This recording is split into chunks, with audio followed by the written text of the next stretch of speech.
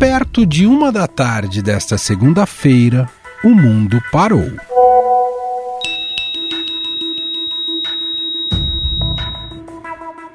Pode parecer exagero, mas foi assim que muita gente se sentiu quando começaram os problemas no WhatsApp, Facebook e Instagram. Instabilidades nas 3 plataformas atingem usuários de diversos países, não é só no Brasil não. Empresas ainda não informam o que aconteceu. WhatsApp, Instagram e Facebook fora do ar nesta segunda-feira. Internautas em todo o mundo relataram dificuldade para acessar os 3 serviços que ficaram fora do ar por mais de 7 horas. No Twitter, única rede social que continuou funcionando, os perfis do Facebook e do WhatsApp postaram que estavam trabalhando para que as coisas voltassem ao normal. Aliás, com as redes sociais do Facebook fora do ar, o Twitter debochou do fato de sua rede social seguir em pé. Famosos também resolveram tirar um sarro da queda dos serviços, como foi o caso do sempre bom humorista Marcelo Adnet. Alô, nação tuiteira! Chegou a hora! Caiu, ai meu Deus, caiu o zap do meu povo. Ficamos sem conexão de novo. Pensei que é problema do Wi-Fi. Ai, oh meu Deus, me enganei. Os próprios funcionários do Facebook foram vítimas desta instabilidade. Segundo o jornal The New York Times, o acesso ao prédio da empresa é feito pelo login da rede social, ou seja, teve gente que ficou para fora.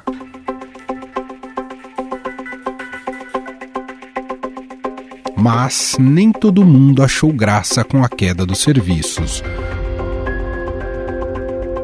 Pequenos empreendedores que vendem seus produtos e serviços pelo WhatsApp e Instagram tiveram dificuldades para trabalhar nesta segunda-feira, como é o caso de Regiane Albanese, que tem uma empresa que vende marmitas congeladas pelos aplicativos e contou seu calvário para o nosso produtor Gustavo Lopes. Nós temos um canal pelo WhatsApp, né, de recebimento de pedidos, né? Na verdade, nós temos, assim, clientes fidelizados que já mandam os pedidos formalizados ali no WhatsApp. Eu quero 20 refeições de 300 gramas. É assim que funciona que eu recebo os pedidos, né? Para entrega tal dia. E isso ocorre durante o dia, uma parte maior na parte da manhã e na parte da noite. Mas durante o dia também a gente tem o recebimento desses pedidos. E hoje, em função deste problema com a rede social, nós tivemos aí uma baixa de 30% na solicitação de pedidos, no recebimento, né, Sim. de pedidos. E como é que vocês têm se virado para poder se comunicar com os clientes? Então, na verdade, assim, a gente está numa linha de operação agora, né, uma questão de separação e o que nós temos que programar as entregas de amanhã, já esse horário, né? Uhum. Esse horário a gente já está finalizando tudo para que as entregas de amanhã sejam programadas. Isso geralmente é feito pelo WhatsApp. Só que, infelizmente, como não está funcionando, nós vamos ter que fazer pelo telefone. E é muita gente para ligar? Não são muitas pessoas, mas além de ter um custo, né? É um custo diferenciado, porque é uma ligação, né? E você acaba, eu não sei se o cliente pode atender naquela hora, se ele está numa reunião, se ele está num conference.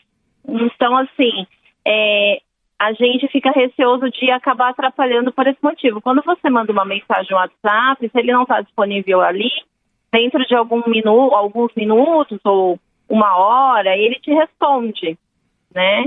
É uma coisa mais que o cliente fica mais à vontade para responder, né? Agora, a ligação é complicado, né? Se ele não puder atender naquela hora, aí você vai ter que ter um retrabalho e ele também é incomodado, enfim. Perfeito. Todo esse transtorno.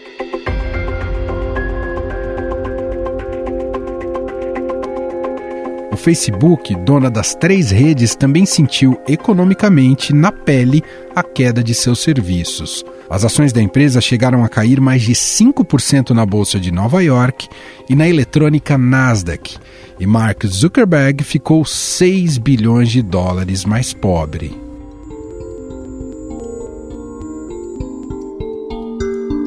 No entanto, a queda das redes sociais gerou um misto de desespero e ansiedade em quem é usuário hard de tecnologia.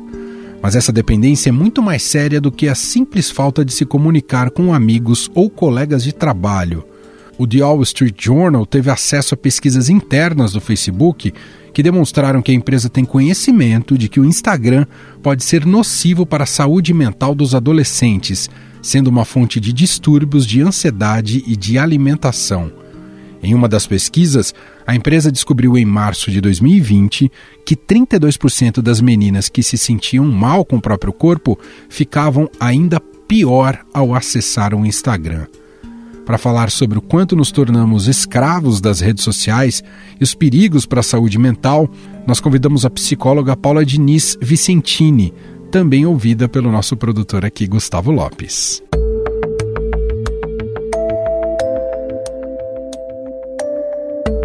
Tudo bem, doutora? Tudo bem, e vocês? Bom, doutora, a instabilidade aí dessas redes sociais, né, que caíram e deixou muita gente ansiosa por não poder acessar os aplicativos, a gente deve ver essas reações como normais ou isso já pode ser um sinal de que há uma dependência ou um problema de saúde mental dessas pessoas ficarem tão obcecadas em ter que entrar nesses aplicativos?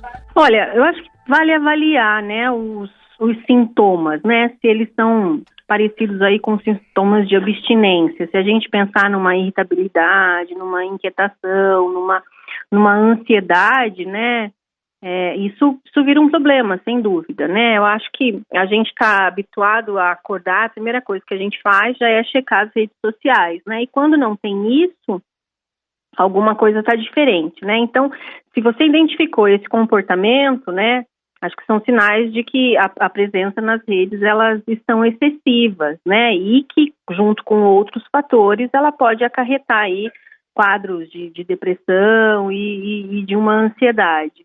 Tem inclusive uma pesquisa recente que foi publicada pelo Wall Street Journal, né, que teve acesso a uma pesquisa interna do Facebook, em que mostrava que 32% das meninas que acessavam o Instagram e que tinham problemas de autoestima disseram ficar piores quando acessavam essas redes sociais, pelo conteúdo. Às vezes acessava o perfil de uma menina que tinha o corpo que ela desejaria ter, ou o rosto que ela desejaria ter. A gente já consegue identificar, doutora, nos consultórios, esse tipo de problema envolvendo redes sociais? Sem dúvida, né?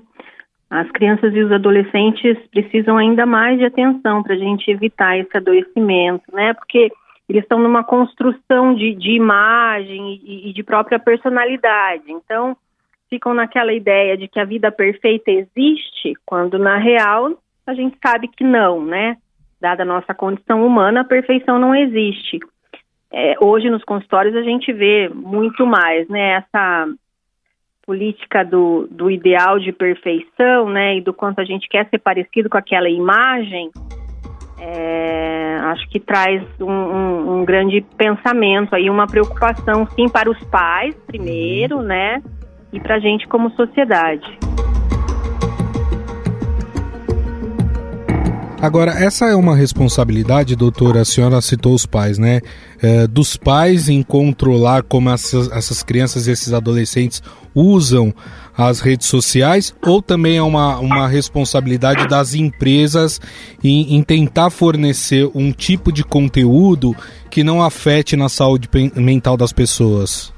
Acho que é um conjunto, Gustavo, né? Os pais precisam estar sempre por perto, sobretudo fiscalizando ali o que vai ser consumido por esses adolescentes e também, né, das empresas e até desses digital influencers, né? É isso, né? O que eles postam, né? Eles precisam sempre estar comprometidos, né, com que o conteúdo dessa postagem, porque se o adulto já tem dificuldade de lidar com isso, né, um ambiente em que vê as pessoas só felizes, bem-sucedidas, Os mais jovens tendem a pensar que isso é uma realidade. Então, a gente tentar passar, né? Eu acho que a gente como sociedade, como quem gera os conteúdos, né? Pensar que os parâmetros para a própria vida, né? Tem esse embate entre a expectativa e a frustração que precisa ser sempre norteado, né? Por quem está postando alguma coisa. Muito bem, nós conversamos com a doutora Paula Diniz Vicentini, psicóloga da Clínica Personal da Central Nacional Unimed, a quem eu agradeço pela entrevista. Muito obrigado, viu, doutora? Obrigada, Gustavo.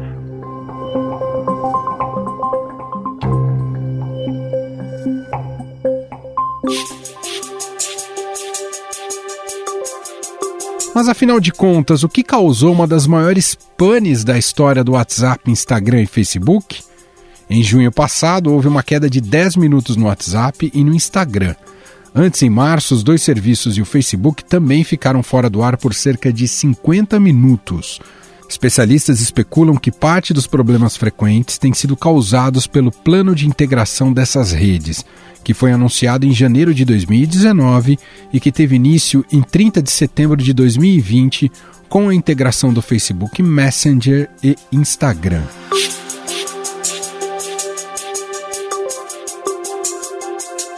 Entretanto, foram relatadas instabilidades em outros aplicativos concorrentes como o Telegram e o TikTok. Houve também problemas em aplicativos dos principais bancos do Brasil. Usuários relataram que não estavam conseguindo fazer operações nos aplicativos do Nubank, Bradesco e Itaú. Em meio à pane das redes, usuários afirmaram também que as operadoras de telefonia móvel do Brasil apresentaram falhas com as ligações e a conectividade móvel. Ao Estadão, Vivo, Claro e TIM negaram que houve problemas e declararam que as linhas funcionavam normalmente. Para tentar nos esclarecer sobre o que aconteceu com as redes sociais, convidamos o editor do Link Estadão, Bruno Romani.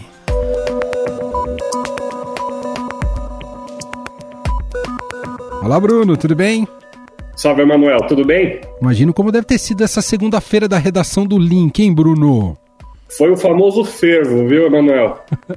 Porque as pessoas perceberam que de repente somos todos dependentes dos serviços oferecidos por Mark Zuckerberg, né? Caiu tudo de uma vez, virou um pânico. Total. Eu fico pensando que também nessa segunda-feira deve ter rolado uma sensação do puxa vida, se não tivéssemos a pandemia, pelo menos estaríamos juntos, próximos para decidir as coisas, não é, Bruno?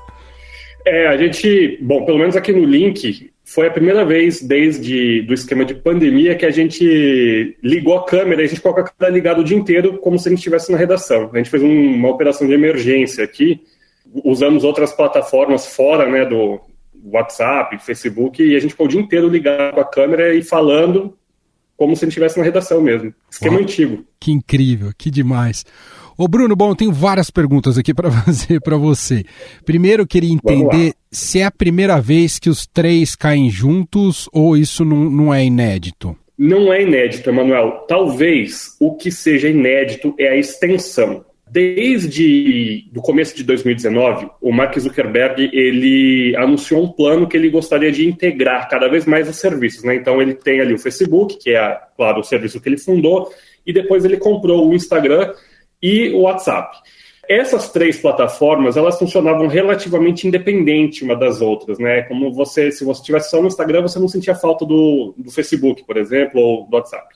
E desde começo de 2019, o Zuckerberg ele começou implementar esse plano de integrar as plataformas, ou seja, elas passaram a conversar mais umas com as outras. E desde que esse plano começou a dar ruim também, viu? Assim, não chega a ser corriqueiro, mas já se tornou normal essa instabilidade afetando todos os serviços de uma vez. O que foi diferente ontem é a extensão, né? Acho que o WhatsApp, pelo menos assim, onde a minha memória chega, não ficou tanto tempo fora do ar, 7 horas fora do ar. O Instagram, o ano passado, ele chegou a ficar 24 horas fora do ar, mas ele foi sozinho, não foram com as outras duas plataformas. Então, a extensão ontem do período e de todas elas em conjunto foi bastante importante. Bruno, sobre a causa, é algo que sempre vai ser um mistério ou em algum momento a empresa vai chegar e dizer de maneira clara o que aconteceu, ou existe também talvez um segredo empresarial do que pode revelar e do que não pode? Então, isso é uma coisa que incomodou bastante ontem, porque o Facebook não ofereceu nenhuma explicação e até a hora que a gente está aqui conversando, a gente ainda não tem uma explicação do Facebook. O Facebook passou a segunda-feira inteira falando apenas, pedindo desculpas, lamentando que o serviço estava fora do ar e que eles estavam investigando o problema e que eles estavam resolvendo esse problema. Foi só isso que a gente teve de notícia. O Mark Zuckerberg, por exemplo, ele só teve uma manifestação pública sobre o caso já no fim da noite, já era por volta das... Então o Facebook ficou bastante quieto. Claro que existem algumas possibilidades que estão sendo levantadas aí por quem entende de conexão e especialistas em tecnologia. O New York Times, o jornal americano, eles reportaram que o Facebook chegou a mandar uma equipe para a sede deles na Califórnia para tentar resetar manualmente o servidor. E aí eu acho que está a pista de qual é o problema, né? O pessoal diz que é um problema do tipo DNS, que é uma falha no servidor e é como se essa falha removesse da internet o acesso a Facebook, a Instagram e o WhatsApp. Então, ontem, durante 7 horas, esses serviços deixaram de existir na internet. É basicamente isso. Bom, e sempre quando isso ocorre, né, como você relatou, em outros momentos não foi tão extenso, mas a gente sempre entra no debate do quanto somos reféns dessas redes. E aí eu queria te ouvir, Bruno, porque as alternativas não são tão boas como elas ou há uma concentração de fato de mercado? Não, acho que isso levantou uma questão importante mesmo, de como somos dependentes. Eu acho que em alguns países essa dependência é ainda maior, porque, por exemplo, aqui no Brasil, a nossa sociedade, acho que ela não funciona e acho que ficou provado ontem que sem WhatsApp trava tudo, né? O Instagram, ele também se tornou uma ferramenta importante para pequenas empresas, né? Muita gente vende, usa o Instagram como vitrine, o Facebook vira uma plataforma de comunicação. Então, de certa forma, a gente descobriu, ou a gente percebeu a nossa dependência, né, desses serviços. Em alguns outros países, por exemplo, nos Estados Unidos, que o WhatsApp não é tão popular, eles, claro, sentiram a queda no Facebook e no Instagram e, claro, eles viram que o WhatsApp estava fora do ar, mas não chega a ser algo que trava a sociedade, como foi aqui no Brasil. Travou. Ontem, percebeu como somos dependentes e o quanto as alternativas, e como não procuramos alternativas, né? Elas existem, mas evidentemente elas estão longe de serem populares aqui. Isso é um problema, né? Claro, e entra toda numa discussão de regulação, concentração de mercado, monopólio. Isso, com certeza, essa conversa vai surgir a partir de agora, aqui no Brasil também. Ela já estava forte fora, mas acho que aqui ela vai ganhar corpo também. Bom, e ontem foram relatados, Bruno, eu não sei quanto isso se confirmou de fato, mas houve relatos de também instabilidades em outros serviços, até instituições financeiras, dificuldades de conexão para telefonia, né? As pessoas descobriram que podiam telefonar umas para as outras. Dá para fazer alguma associação aí ou é só uma segunda-feira tenebrosa no Brasil? Olha, eu acho que foi uma segunda-feira tenebrosa, mas eu acho que essa associação, a gente tem que tomar cuidado porque em alguns lugares as pessoas gostam de ver um pouco do pânico, né? De fato, a gente viu muita reclamação sobre, por exemplo, o serviço das operadoras telefônicas ficarem ruins, assim, piorar a qualidade. A gente viu também alguns outros serviços das pessoas reclamando, mas conforme a gente foi conversando com essas outras empresas e, enfim, com essas operadoras, a gente foi percebendo que, na verdade, não existia um problema como o do Facebook, mas em algumas situações, em momentos pontuais, ali, picos, as pessoas acabavam usando, tinha mais gente, porque não estavam nas plataformas do Facebook, e aí acabava dando uma certa congestionada. Mas nada que esteja, conectado com o Facebook, e 2, se pareça com o problema do Facebook. O que houve ali é isso, um certo momento em que houve congestionamento aqui e ali, porque as pessoas não estavam nas plataformas do Facebook. Bom, não bastasse todos os problemas que o Facebook enfrentou ao longo dessa segunda-feira, de perdas em vários sentidos, inclusive do ponto de vista econômico, mas ele também está no foco de uma investigação que a imprensa tem revelado esse escândalo. Queria que você contasse um pouco para a gente, aqui para o nosso ouvinte, o que está pegando com o Facebook nessa nova crise. Bruno? Então, o caso do Facebook é que o apagão de ontem, ele aconteceu num momento em que a empresa já estava passando por uma situação difícil. Nas últimas semanas, o Wall Street Journal, o jornal americano, eles tiveram acesso a uns documentos internos e eles fizeram uma série de reportagens assim, que eu considero super importantes, talvez até bombásticas, eu acho a palavra, porque eles revelam que o Facebook ele foi negligente, e que ele é negligente na moderação de conteúdo. E, principalmente, uma das reportagens mostrou que o Facebook tinha um estudo interno que dizia e que afirmava que o Instagram ele era ruim para a saúde mental de jovens, de adolescentes, que os adolescentes usavam e fazia mal para a saúde mental deles, se sentiam piores e tudo mais. Isso veio a público e essa é uma bola de neve que está crescendo e que o Congresso americano meteu a mão nessa história. Hoje, o Congresso americano ele vai ouvir uma ex-funcionária do Facebook que vazou esses documentos. Então, os congressistas de lá querem saber e querem ouvir dela qual é o tamanho dessa negligência e dessa responsabilidade do Facebook com a sua moderação de conteúdo. Essa ex-funcionária vazou os documentos. Na sexta-feira da semana passada, o Facebook já tinha mandado uma de suas executivas, que é responsável pela segurança na plataforma, para depor no Senado, e ela, claro, negou tudo e, na verdade, disse que o estudo foi mal interpretado e tudo mais. E hoje o Senado americano vai ouvir essa ex-funcionária que vazou os documentos. Eu acredito que a gente está começando a ver o começo de uma nova crise grande no Facebook. E uma crise que se assemelha, em termos de proporção, à crise da Cambridge Analytica. Você deve lembrar, Sim. E o ouvinte deve lembrar que em 2018 teve todo aquele escândalo que depois virou documentário no Netflix e tudo mais, sobre como os dados do Facebook eram usados para manipular a sociedade.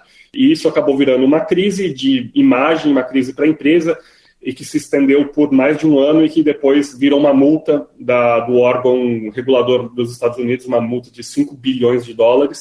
E aí continuou. Agora a gente está vendo uma crise que é um assunto que também já vem sendo questionado, que é a responsabilidade das redes sociais e das plataformas digitais sobre a moderação de conteúdo.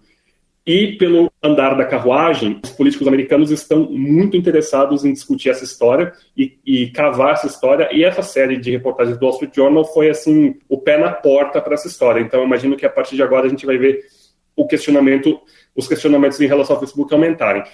Isso também, porque ontem, quando houve o apagão, as ações do Facebook caíram 4,89%. Foi a maior queda das ações do Facebook desde novembro do ano passado. Foi a maior queda em um ano, praticamente. Muita gente, aqui no Brasil principalmente, associou essa queda somente ao apagão, mas não é isso. As ações do Facebook estão caindo também por causa dessa história do escândalo que está começando a rolar, essa crise. Então, ontem teve, sabe, Rio Negro e Solimões, foi aquelas duas coisas se juntando num dia caótico para o Facebook. Vou fazer uma última pergunta e aí te ouvir de cenário para o futuro, né? Ainda em cima dessa discussão mais ampla, né, sobre quando a gente olha a nossa dependência das redes sociais e dessas três especialmente. Pelo que vocês acompanham, né, ouvindo especialistas, os inúmeros congressos, enfim, de quem é especialista no assunto e tudo mais, o cenário para redes sociais hoje já é um cenário que não há espaço mais para grandes inovações? Chegamos num teto em relação a isso? Ou sempre há espaço para surgir algum serviço inovador? Como é que se entende isso e se discute isso hoje no mundo da tecnologia, Bruno? Eu acho que essa discussão é uma discussão também que acaba na questão de monopólio e de domínio de mercado. Claro que há espaço para inovação, mas o problema é o quanto espaço isso tem para crescer. Vou só dar um exemplo, que eu já falei no começo da nossa conversa. O Facebook, ele comprou o Instagram e o WhatsApp. As duas, quando surgiram de maneira independente, eram, de certa maneira, inovações em redes sociais. Né? O Instagram com aquela coisa de foto e tudo mais, e o WhatsApp com a coisa de mensagem, e o Facebook acabou comprando essas duas. E, se você se lembrar, depois surgiu o Snapchat, que tinha aquela coisa do Story. O Facebook tentou comprar o Snapchat, não conseguiu, e o que ele fez? Ele lançou Story em tudo que era produto do Facebook. Então aí surgiu Story no Instagram, Story tem lá acho que ninguém usa, mas tem o Story no WhatsApp, que eles chamam status, né? Tem Story no Facebook mesmo. Então, o problema é o tamanho dessas empresas e como elas acabam comprando as startups, as empresas iniciantes. Essa é uma discussão que a gente vai ter daqui para frente, que é justamente isso, a gente permitir que não apenas a inovação exista, mas que ela tenha espaço para crescer, que ela não seja sufocada por um gigante do mercado. Perfeito, muito bom. Gente, esse é Bruno Romani, gentilmente aqui batendo esse papo com a gente após um dia de intenso trabalho nessa segunda-feira. Te agradeço demais, viu, Bruno? Um abraço para você. Valeu, Emanuel. Um abraço para todo mundo que está ouvindo a gente aí. Estadão Notícias. Este foi o Estadão Notícias de hoje, terça-feira, dia 5 de outubro de 2021. A apresentação foi minha, Emanuel Bonfim.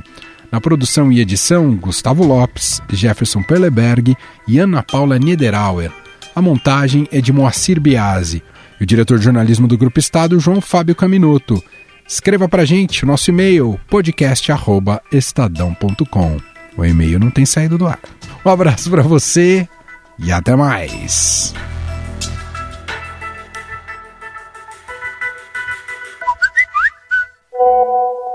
Alô, pessoal, tenho uma excelente notícia para vocês. Eu achei que a gente ia fechar esse podcast sem saber se ia voltar ao WhatsApp, o Facebook e o Instagram. Como vocês estão ouvindo, eu estou gravando uma mensagem em áudio para dizer para vocês que o WhatsApp voltou. Tá devagar, voltando aos pouquinhos, mas voltou!